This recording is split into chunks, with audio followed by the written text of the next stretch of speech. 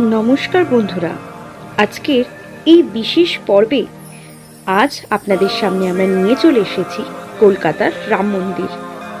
আপনারা কি জানতেন যে কলকাতাতে এমন একটি রাম মন্দির আছে? যদি না জেনে থাকেন তাহলে ঝটপট আমাদের এই ভিডিওটা দেখুন। দেখতে পাবেন এই মন্দিরটি কোথায় অবস্থিত এবং কিভাবে যেতে হবে।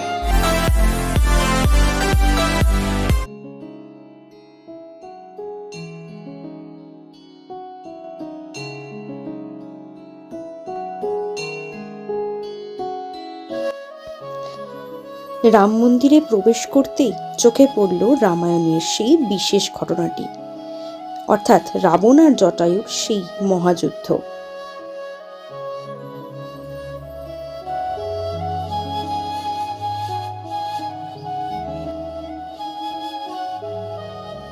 তো আমার পেছনে আপনারা রামায়ণের সেই মুহূর্তটি দেখতে পাচ্ছেন, যেখানে সীতা মাকে রাবণ ধরে নিয়ে যাচ্ছিল, আর তাকে বাঁচাতে গিয়ে জটায়ু প্রচুর যুদ্ধ করে রাবণের সাথে, নিজের প্রাণও তিনি দেন, প্রচুর যুদ্ধ করেন রাবণের সাথে। তো সেই মুহূর্তটি আপনারা দেখতে পাচ্ছেন আমার পেছনে রামায়ণের।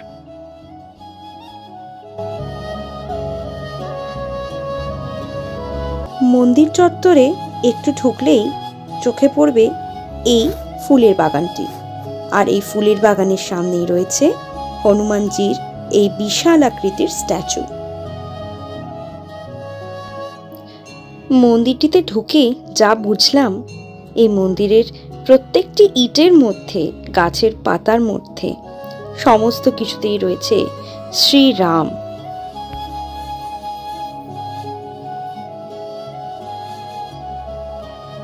হ্যালো বন্ধুরা, ওয়েলকাম টু পংশিলা কাপেল। আর আজ আমরা পৌঁছে গেছি কোথায় বলুন? আজ আমরা চলে এসেছি নিউ টাউনের রাম মন্দিরে।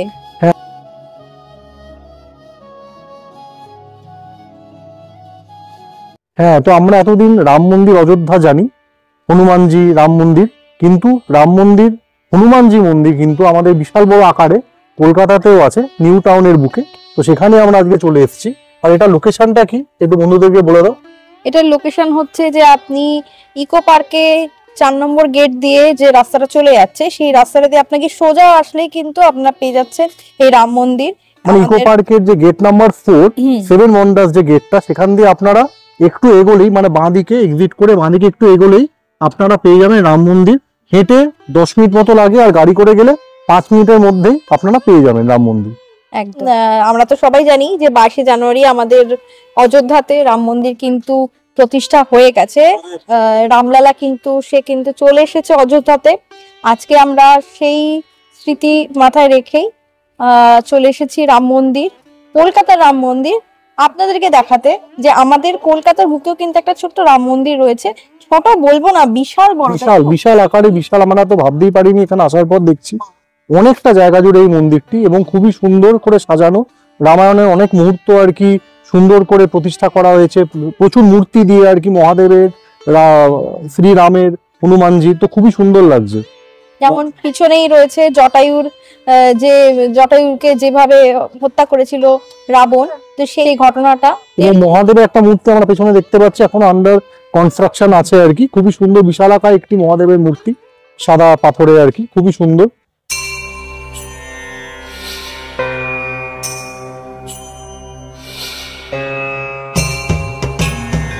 এখানে না এলে আপনারা ফিল করতে পারবেন না, খুবই পবিত্র জায়গাটা। আমাদের মন তো খুবই ভালো হয়ে গেল এখানে আসার পরে।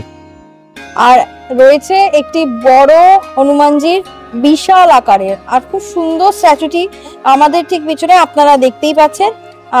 আর চলো দেখি আর ভিতরে কি রয়েছে। আমরা ভিতরে যাই, গিয়ে দেখি আরো কি কি আছে, আমরা সব দেখবো, আপনাদেরকেও দেখাবো। তো চলুন, সঙ্গে থাকুন, দেখতে থাকুন। খুব সুন্দর লাগছে কিন্তু, বলো, এখান থেকে কিন্তু হনুমানজির মন্দির, মানে মূর্তিটা দেখতে খুবই সুন্দর লাগছে। আর এখানে রয়েছে মা গঙ্গার একটি মূর্তি, হ্যাঁ, আর মহাদেবের একটি এখনো বিশাল আকারের মূর্তি, এটি এখন আন্ডার কনস্ট্রাকশন রয়েছে, পুরোপুরি তৈরি হয়নি। খুব সুন্দর, খুব সুন্দর।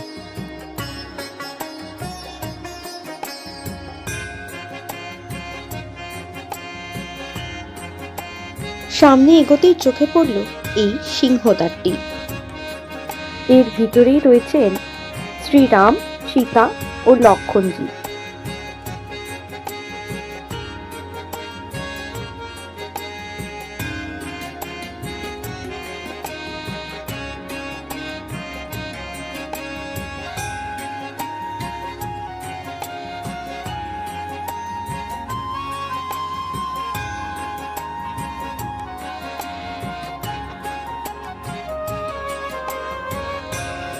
রাম মন্দির ঢোকার ঠিক সামনেই বাঁদিকে অবস্থান করছিলেন শিবশম্ভু।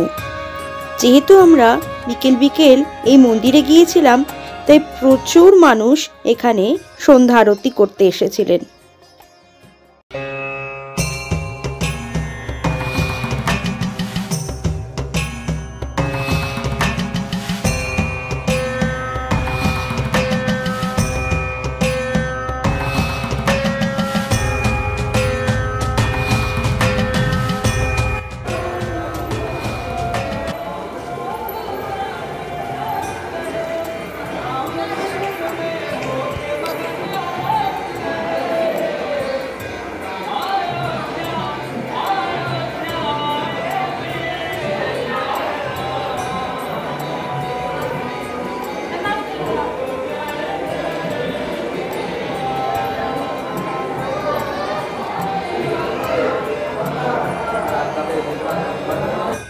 মূল মন্দিরে প্রবেশ করতেই দেখলাম প্রচুর ভক্ত সমাগম হয়েছে। এই মন্দিরের ভিতরেই রয়েছেন বিষ্ণু এবং মা লক্ষ্মী।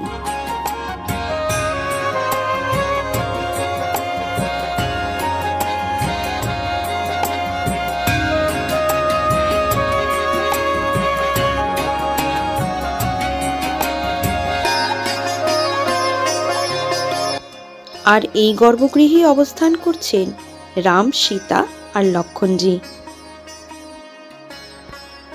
এই মন্দিরে যদি আপনারা পুজো দিতে চান, তাহলে অবশ্যই এই মন্দিরের বাইরে থেকেই সমস্ত পুজোর সামগ্রী আপনারা পেয়ে যাবেন।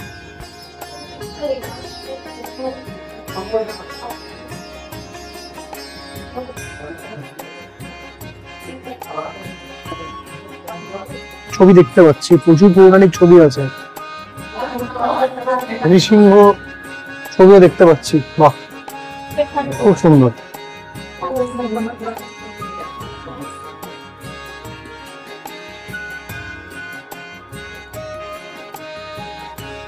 চারিদিকে যেন শীষমহলের একটা আমি আভাস পাচ্ছি। এত সুন্দর ডেকোরেশন করা, পুরোটাই কাঁচের তৈরি, এত সুন্দর। দেখুন, বিষ্ণু, মা লক্ষ্মীর ছবি, গণেশের ছবি, মীরাবাইয়ের ছবি। এই মন্দিরে না আসলে জানতেই পারতাম না যে কলকাতার বুকে এত সুন্দর একটা মন্দির রয়েছে, যেখানে একসঙ্গে প্রচুর মানুষ কিন্তু বসে ভগবানের পুজো দিতে পারবে।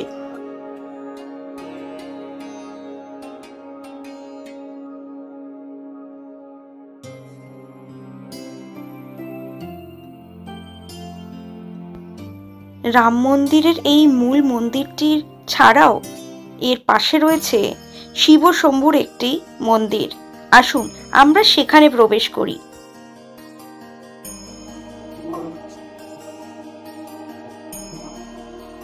আপনারা চাইলে এই গেট দিয়ে ঢুকতে পারেন, আর না হলে একদম আমরা যেখান দিয়ে ঢুকলাম, আমার পিছনে দেখতে পাচ্ছেন একটা মানে রাক্ষসের একটা বড় মূর্তি আর কি, তার ভেতর দিয়ে আমরা এখন ঢুকবো। ওই হায়ের ভেতর দিয়ে আমরা প্রবেশ করবো আর কি, গর্ভগৃহ হয়ে আমরা প্রবেশ করব। তো চলুন দেখা যাক ভেতরে কি আছে।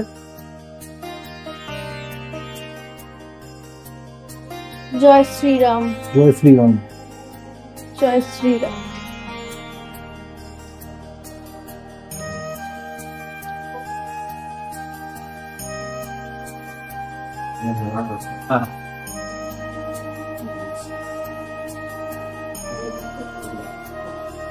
এখানে রয়েছে শিবশম্ভু। জয় শিবশম্ভু।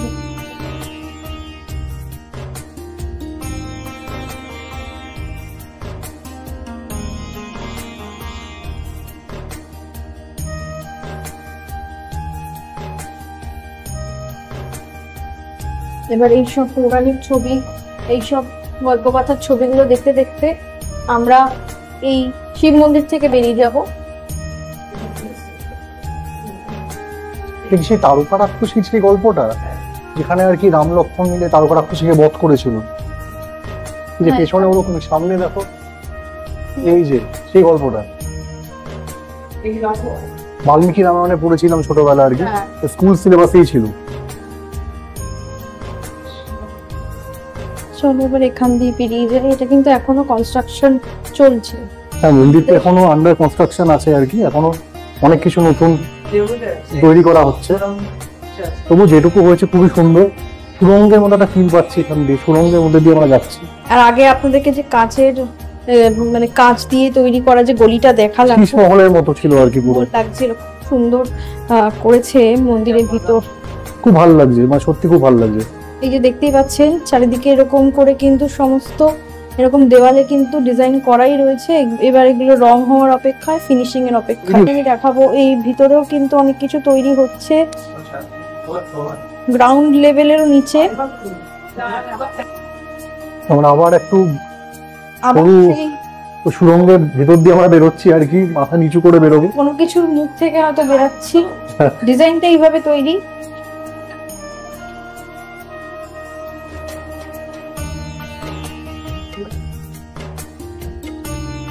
তো আমরা এই সাপের মুখটা থেকে বেরালাম, একদম বাহির পথ।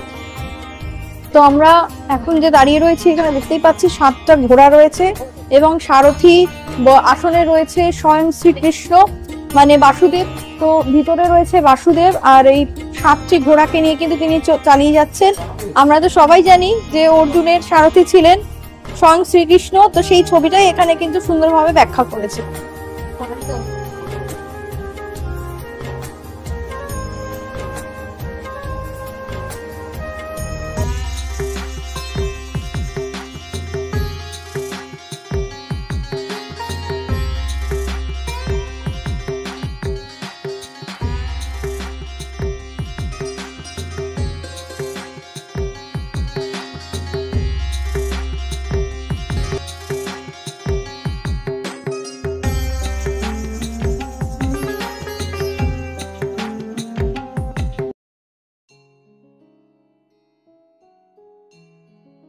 এরপরে আমরা প্রবেশ করছি শ্রী জিনমাতা মন্দির। এই জিনমাতা মন্দির দিয়েও কিন্তু আপনারা এই শিব মন্দিরে প্রবেশ করতে পারেন। দেখুন এখান দিয়ে কিন্তু প্রবেশ পথ রয়েছে।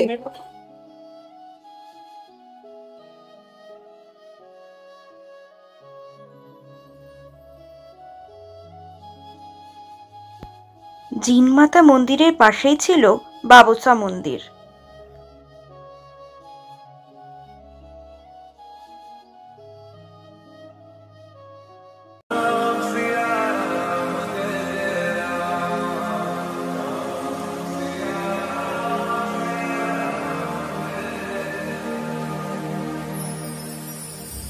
সন্ধেবেলা মন্দিরের রূপ যেন আরো 100 গুণ বেড়ে গেল।